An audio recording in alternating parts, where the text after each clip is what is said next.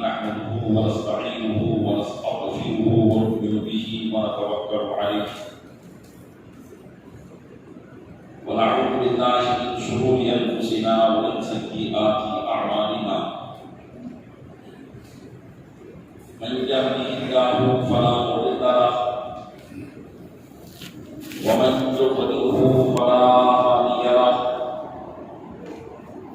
ونشهد أن لا إله إلا الله وحده لا شريك له ونشهد أن سيدنا ومولانا محمدا عبده ورسوله أما بعد فأعوذ بالله من الشيطان الرجيم بسم الله الرحمن الرحيم اعلموا أنما الحياة الدنيا لعب ولهو وزينة وتفاخر بينكم وتكاثر في الأموال والأولاد. آمنت بالله صدق الله مولانا العظيم وبلغنا رسوله النبي الأمين المكين الكريم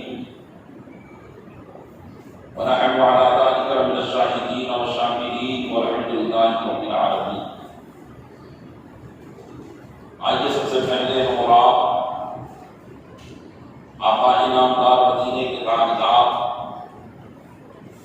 دونوں عالم کے مالک و مختار ناہید پروردگار گلشن ہستی کی اولی فصل بہار کے دربار گوہربار میں درود پاک کا امتحان پیش کریں. اللہم صل علی سیدنا شفیعنا سیدنا مولانا محمد معدن الجود والکرم وعلیہ وبارک وسلم عقیدت و محبت کے ساتھ اقرا اور اللہم صل علی سیدنا شفیعنا سیدنا مولانا محمد معدن الجود والکرم وعلیہ وبارک وسلم قوت خضرا کے تصور کے ساتھ اقرا اور اللہم صل علی سیدنا شفیعنا سیدنا مولانا محمد معدن الجود والکرم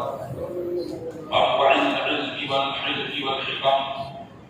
وآله وأصحابه وبارك وسلم صلاة وسلاما سرمدا دائما أبدا عليك يا رسول الله.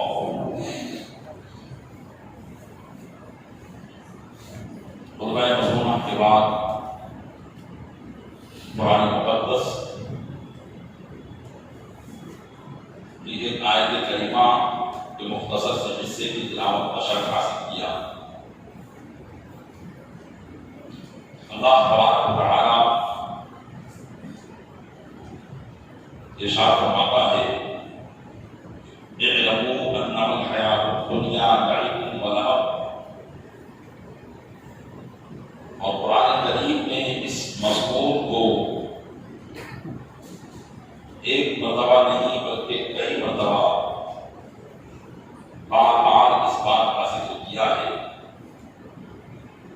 اے لوگو جان لو کہ دنیاوی زندگی کھیل اور کود ہے. وزینت و تفاخر بینکم اور زینت ہے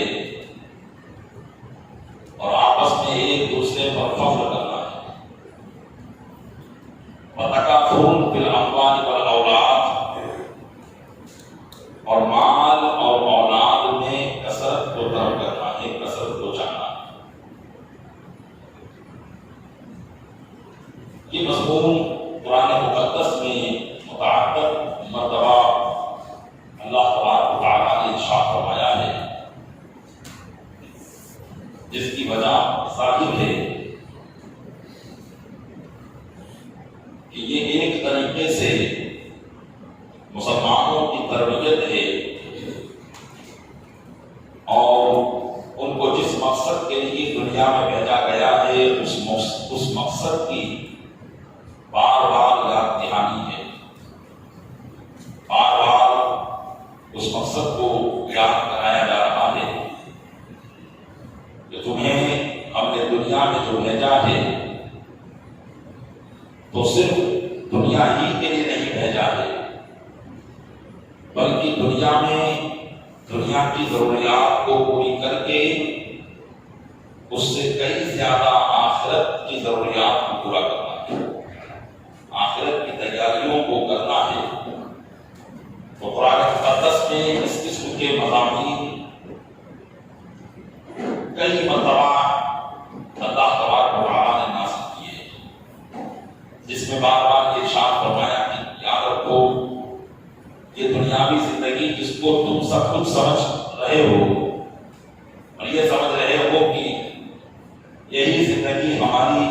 بہتر زندگی ہے، جس میں مال اولاد، خوبصورتی اور خاندان پر فخر کرنا، ذاتی برادری پر فخر کرنا، جس کو تم اپنی دنیاوی زندگی کی کامیابی سمجھ رہے ہو، یاد رکھو یہ سب کھیل کود ہے۔ اور کھیل کود جو ہوتا ہے جانتے ہیں ہم سبھی لوگ جو عقل مند ہیں وہ جانتے ہیں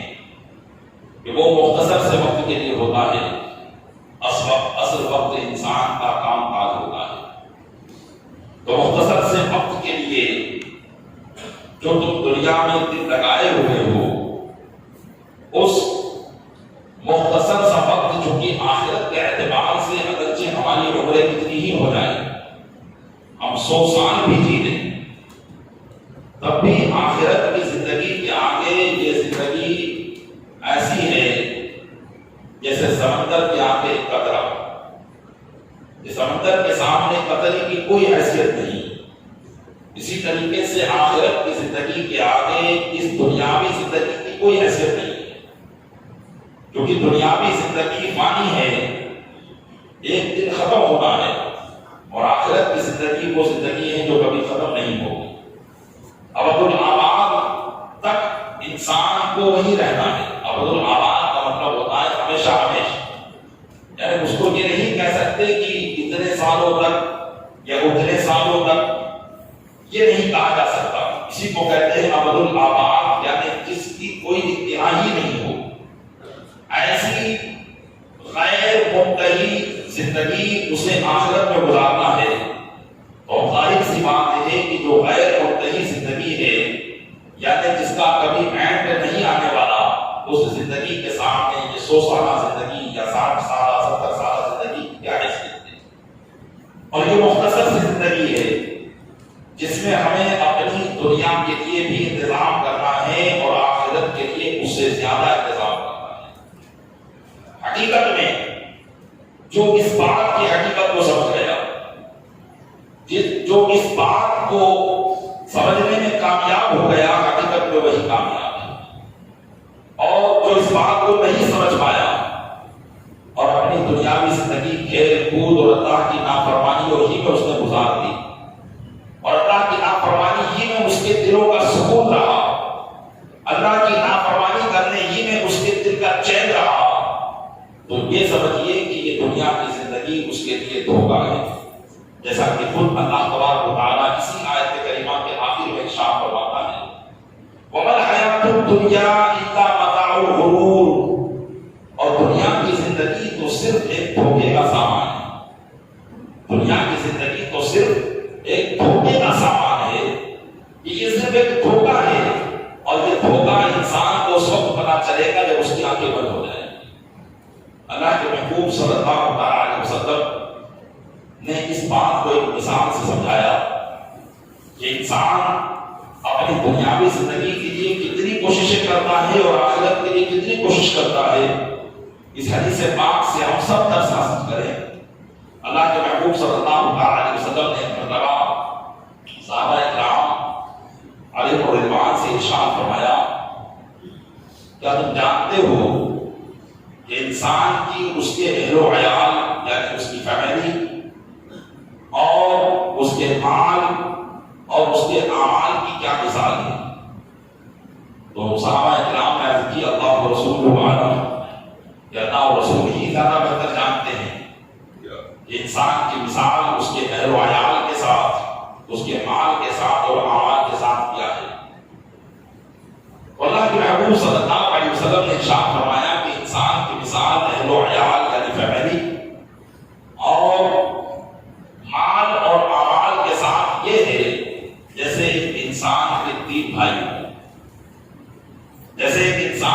تین بھائی ہوں، جب اس انسان جس کے تین بھائی ہیں اس کی موت کا وقت قریب آئے اور اسے یہ یقین ہو جائے کہ یہ مرض جو مجھے لاحق ہوا ہے اس مرض میں دنیا سے پوچھ کر جاؤں گا، تو وہ اپنے ایک بھائی کو بلائے اور یہ کہے کہ مجھے ایسا لگتا ہے کہ میں اس مرض میں اس دنیا سے پوچھ کر جاؤں گا، لہذا تم میرے لیے کیا کر سکتے ہو، تمہارا مجھ سے کیا تعلق رہے گا؟ تو وہ بھائی مجھ سے یہ کہے کہ جب تک اس مرض کی زندگی میں تم مبتلا ہو، جب تک موت تم کو واقع نہیں ہوتی، میں تمہارے پاس رہوں گا، تمہاری تیمارداری کروں گا،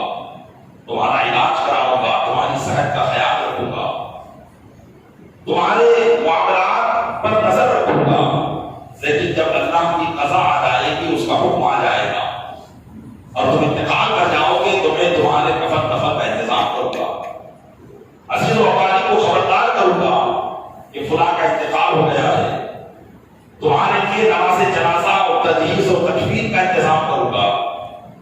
اور پھر تمہیں اچھی طریقے سے میں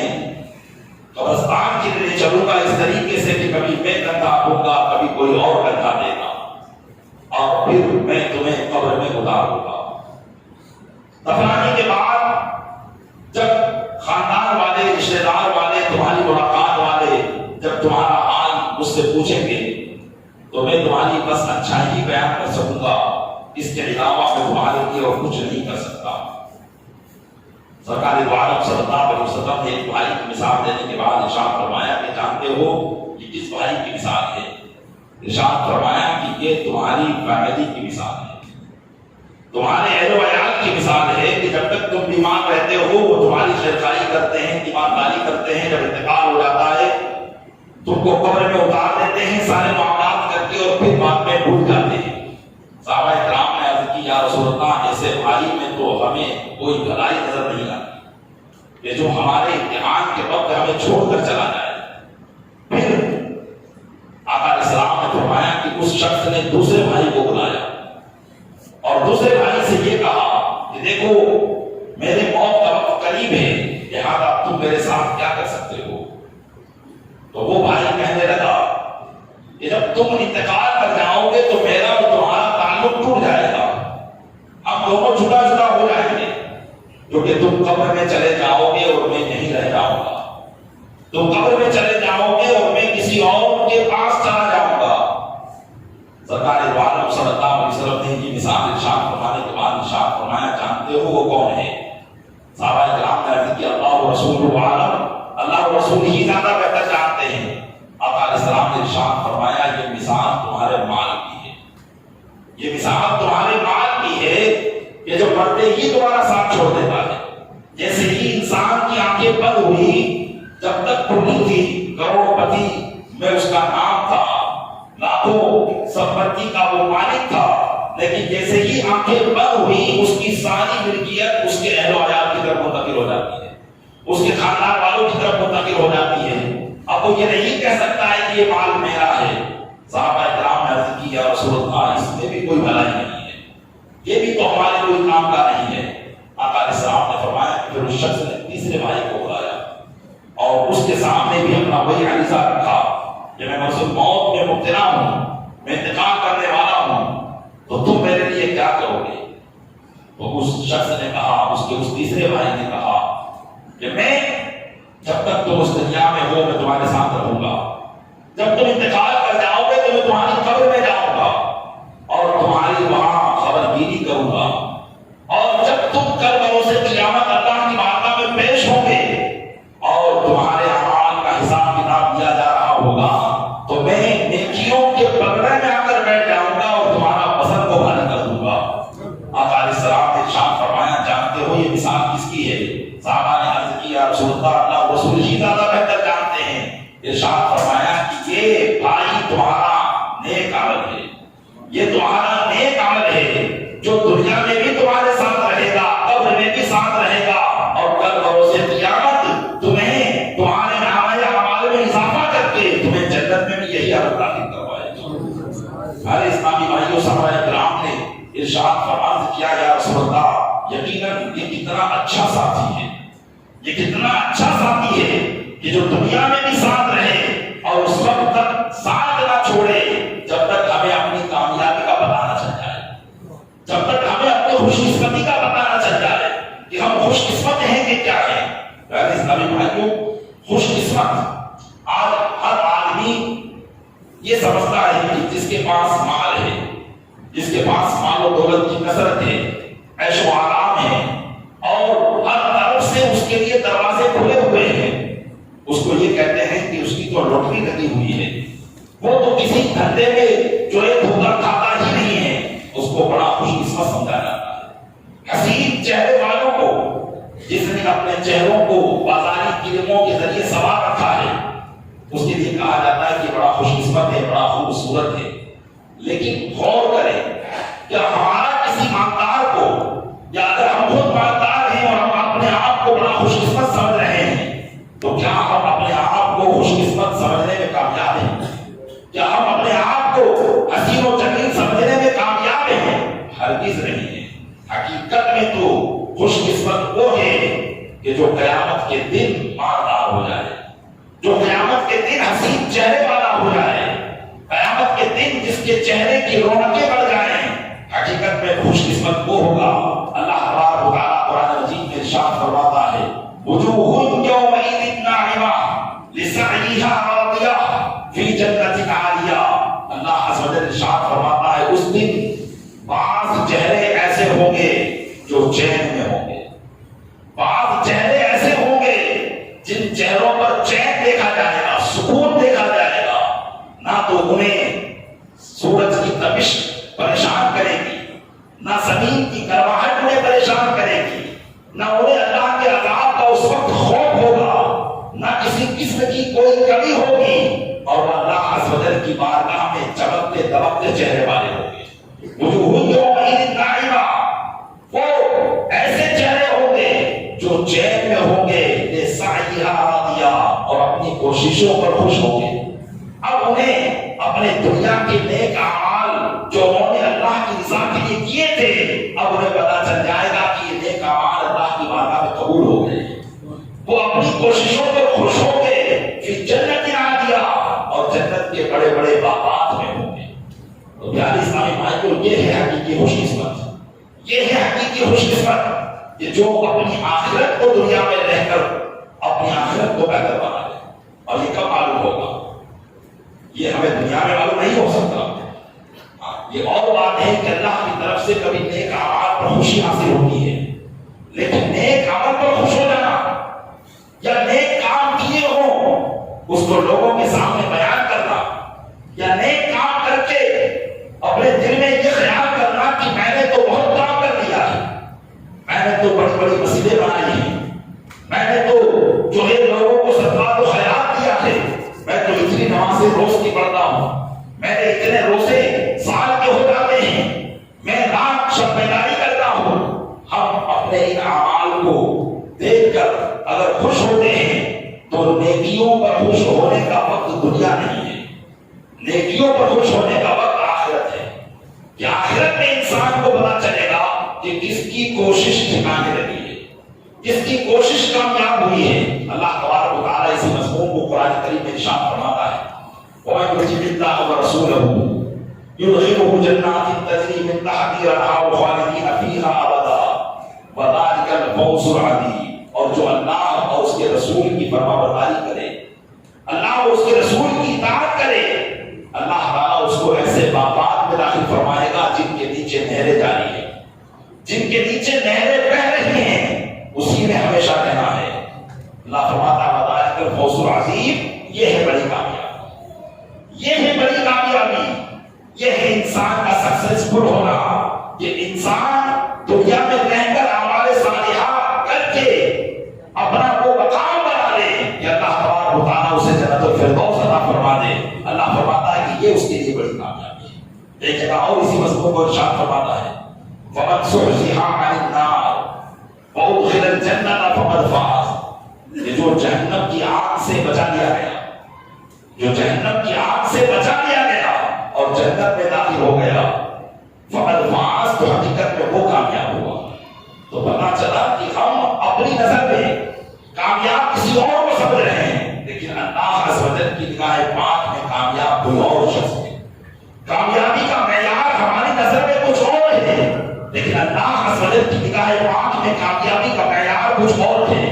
ہم نے کامیابی کا معیار دنیاوی ساز و سامان کو سمجھ رکھا ہے، لیکن اللہ عز و جل کی بارگاہ میں کامیابی کا معیار اعمال صالحہ اور اللہ اور اس کے رسول کی اطاعت اور فرمانبرداری ہے۔ یہ ہے کامیابی کا معیار۔ حقیقت میں پیارے اسلامی بھائیوں، اگر ان آیات پر اور اس حدیث پاک پر جو باقی کی شکل میں بیان کی گئی، اگر ان پر ہم غور کریں، ان کو ہم دیکھیں، تو ہم یقیناً اس بات میں 100% کامیاب ہوں گے کہ ہم جن چیزوں کے لیے کوشش کر رہے ہیں حقیقت میں وہ چیزیں ایسی ہیں جو ہمیں اپنی آخرت میں کوئی کام آنے والی نہیں ہے۔ انسان اپنی خاندانی ناموس کی خاطر، خاندانی عزت کی خاطر کتنی کوششیں کرتا ہے، کتنی کوششیں کرتا ہے اور کتنا فخر کرتا ہے کہ میں بڑے خاندان والا ہوں، میں بڑے پیشے والا ہوں، میرا خاندان یہ خاندان ہے۔ انسان اسی میں رہ جاتا ہے۔ اللہ تبارک و تعالیٰ نے اسی کو فرمایا، دنیاوی زندگی تفاخر بینکم، آپس میں ایک دوسرے کے درمیان فخر کرنے کا نام ہے کہ انسان اسی کو اپنی دنیاوی زندگی سمجھتا ہے، آپس میں ایک دوسرے پر فخر کرنے کو دنیاوی زندگی سمجھتا ہے، اور یہ سوچتا ہے کہ میں نے بڑا کام کر لیا، اپنے خاندان کی بڑائی بیان کر کے آیا، یہ میں نے کام کیا، وہ کام کیا، ہمارے خاندان کے آگے کسی کا کوئی خاندان نہیں آ سکتا۔ ہم ایسے 7 بھائی ہیں کہ جن کی جو ہے جن کا نام دنیا کے اندر بولا کرتا ہے۔ پیارے اسلامی بھائیوں، اس طرح کے الفاظ ہمارے ہوتے ہیں، ہم اس طرح کی باتیں لوگوں کے سامنے بیان کیا کرتے ہیں۔ قرآن کریم نے فرمایا یہی دنیاوی زندگی ہے کہ تمہارا آپس میں فخر کرنا ہے، اور کیا فرمایا، تکاثر فی الاموال، مال میں کثرت کو چاہنا، مال میں زیادتی چاہنا، یہی دنیاوی زندگی ہے۔ انسان اپنی ضرورت سے زیادہ مال کی تلاش میں لگا ہوا ہے، لیکن اگر وہ حلال طریقے سے اور اللہ کی راہ میں خرچ کرنے کی نیت سے ہے تب اس میں کوئی برائی نہیں، لیکن اگر وہ مال اس لیے چاہ رہا ہے کہ اس کے ذریعے میں دنیا کے کام کاج کو اور بڑھا دوں اور اس کے ذریعے میں گناہ کے کام کروں، یا وہ مال اس کو گناہوں کی طرف لے جائے، یا اس مال کو میں سودی کاروبار میں لگا دوں، اگر اس کی یہ نیت ہے تو یقیناً یہ مال اس کے لیے تباہی اور بربادی کا ذریعہ ہے۔ اللہ کے محبوب صلی اللہ علیہ وسلم مال کی بات آئی تو سوال کرتے چلے کہ ایک روز میرے آقا صلی اللہ علیہ وسلم حضرت صدیق اکبر اور حضرت عمر فاروق اعظم رضی اللہ تعالیٰ عنہ کے ساتھ ایک انصاری صحابی کے بعد میں تشریف لائے اور ارشاد فرمایا کہ ہمیں کھجوریں پیش کی جائے۔ چنانچہ وہ صحابی رسول اپنی خوش قسمتی سمجھ کر کہ اللہ کے محبوب صلی اللہ علیہ وسلم آج میرے گھر میں اور بعد میں مہمان بن کر آئے ہیں، فوراً وہ کھجوریں لے کر آئے۔ اللہ کے رسول صلی اللہ علیہ وسلم نے ان کھجوروں کو تناول فرمایا۔ صحابہ کرام حضرت ابوبکر صدیق اور فاروق اعظم نے بھی اس کو تناول کیا۔ جب وہ کھا چکے، پانی منگایا گیا، پانی پیا، اللہ کے محبوب صلی اللہ علیہ وسلم نے ارشاد فرمایا کہ اے لوگوں، تم نے یہ اللہ کی نعمتیں کھائی، یقیناً قیامت کے دن ان نعمتوں کے متعلق بھی تم سے پوچھا جائے گا، ان نعمتوں کے متعلق پوچھا جائے گا۔ حضرت عمر فاروق اعظم وہیں تشریف فرما تھے، اور انہوں نے کھجور کی ایک شاخ اٹھائی جس میں چند کھجوریں لگی ہوئی تھی، انہوں نے اٹھا کر اس کو زمین پر مارا جس سے کھجوریں جھڑ گئی۔ آقا علیہ السلام سے عرض کرنے لگے یا رسول اللہ، یہ کھجوریں جو ایسی ہی گری پڑی رہتی ہے، جن کی کوئی حیثیت نہیں ہے، ہم اس کی طرف توجہ نہیں دیتے، کیونکہ باغات وغیرہ میں اکثر اس طرح کے معاملات ہوتے ہیں کہ جہاں کوئی چیز کثرت سے ہوتی ہے وہاں کوئی اس کی اہمیت نہیں ہوتی۔ تو عرض کیا یا رسول اللہ، یہ کھجوریں جو ایسی گری پڑی رہتی ہے، کیا ان کے متعلق بھی سوال کیا جائے گا؟ آقا علیہ السلام نے ارشاد فرمایا کہ ہاں، ان کے متعلق بھی سوال کیا جائے گا۔ میرے اسلامی بھائیوں، غور کریں کہ مال کی کثرت ہمیں یقیناً کبھی دنیا کی طرف بھی متوجہ کر سکتی ہے۔ اگر یہ آخرت کی طرف متوجہ کرے تو بہت اچھی چیز ہے، لیکن اگر یہ دنیا کی طرف متوجہ کرے تو یاد رکھیں کہ پھر اللہ عز و جل کی بارگاہ میں ان باتوں کے تعلق سے ضرور سوال ہونا ہے۔ سرکار دو عالم صلی اللہ علیہ وسلم کہ اس فرمان کے مطابق ہر انسان کو اللہ کی ہر نعمت کو استعمال کرنے سے پہلے سوچنا چاہیے کہ وہ نعمت ہے کہ اگر میں اس کو غلط طریقے سے استعمال کروں گا. دیکھیے علماء فرماتے ہیں کہ اچھے طریقے کا بھی پوچھ گچھ ہوگی اور غلط طریقے کی بھی پوچھ گچھ ہوگی، لیکن جب اچھے طریقے سے اس کو استعمال کیا ہوگا تو آدمی صحیح جواب دے دے گا کہ میں نے اس کو یہاں صرف کیا، یہاں خرچ کیا. لیکن اگر غلط طریقے سے اس کو استعمال کیا ہوگا تو آدمی پھنس جائے گا، آدمی پھنس جائے گا. اور وہ جگہ ایسی ہے کہ وہاں کوئی چیز پوشیدہ نہیں رہ سکتی، سب کچھ ظاہر ہوگی. تو اللہ عز و جل کی بارگاہ میں یقیناً مال کے تعلق سے پوچھ گچھ ہونا ہے، چاہے مال جس کے حلال ہو یا حرام ہو. حرام ہوگا تو اس کو تباہی و بربادی میں ڈالے گا، اور حلال مال کو اگر صحیح طرح سے اس نے خرچ کیا ہوگا تو یہی اس کی کامیابی ہوگی. تو حقیقت میں ان کامیابی کو دیکھ کر آدمی خوش ہوگا جب وہ کامیاب ہو جائے گا اپنی نعمتوں کا حساب دینے میں، جب وہ کامیاب ہو جائے گا اپنے نامہ اعمال کو قبول کروانے میں، جب وہ کامیاب ہو جائے گا سرکار دو عالم صلی اللہ علیہ وسلم کی شفاعت کا مستحق ہونے میں، تو اللہ تعالیٰ اسی کو فرما رہا ہے کہ اس کا چہرہ پھر چین میں ہوگا. بہت سے چہرے ایسے ہوں گے جو اس دن گناہ کی وجہ سے سیاہ پڑ گئے ہوں گے، کالے پڑ گئے ہوں گے، اور ان کے چہروں پر غم ہوگا، حزن ہوگا، ملال ہوگا. لیکن بہت سے چہرے ایسے ہوں گے جن کے چہروں پر چین نظر آ رہا ہوگا، سکون نظر آ رہا ہوگا. انہیں پھر اپنے رب کی رحمت ایسے تھام رہی ہوگی کہ انہیں کسی قسم کا کوئی معاملہ نہیں ہوگا. تو پیارے اسلامی بھائیوں، حقیقی کامیابی ہے اور نیکیوں میں خوش ہونے کا دن حقیقت میں وہ دن ہے. اللہ تبارک و تعالیٰ ہمیں واقعی اس حقیقی خوشی کو عطا فرمائے کہ جو حقیقی کامیابی ہے. اللہ تعالیٰ اس کو ہمیں عطا فرمائے کہ اسی حقیقی کامیابی کے ذریعے ہم اپنی کامیابی کو بہتر بنا سکتے ہیں. درود پاک پڑھیں اللہم صلی علی سیدنا شفیعنا محمد وعلیہ وسلم. صلاۃ و سلام علیک یا